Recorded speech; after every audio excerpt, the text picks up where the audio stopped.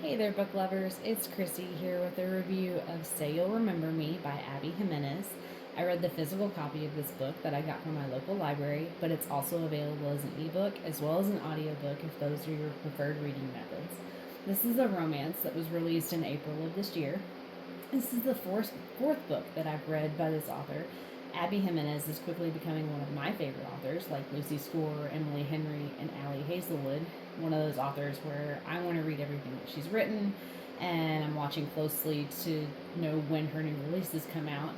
It looks like she has a new one coming out in March of 2026 that features some of the side characters from this book, so I'm obviously really excited for that one. I've read enough of her books now to know that if Abby Jimenez writes it, I'm going to read it, and I'm probably going to end up really enjoying it too.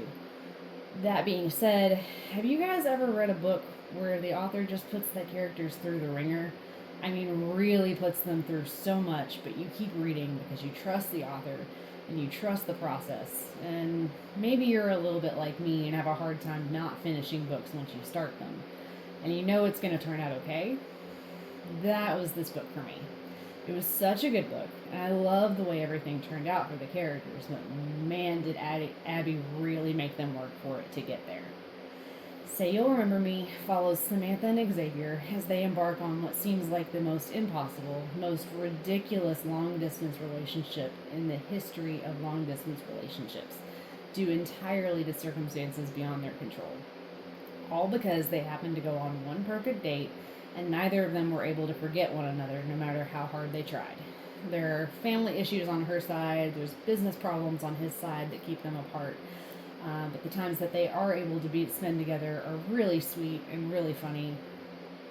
Abby is one of the best authors that I've found so far at writing banter between her characters, and she really uses it to suck you into her stories from the very first page. She's very good at making you laugh, and her characters are very funny as a result of that.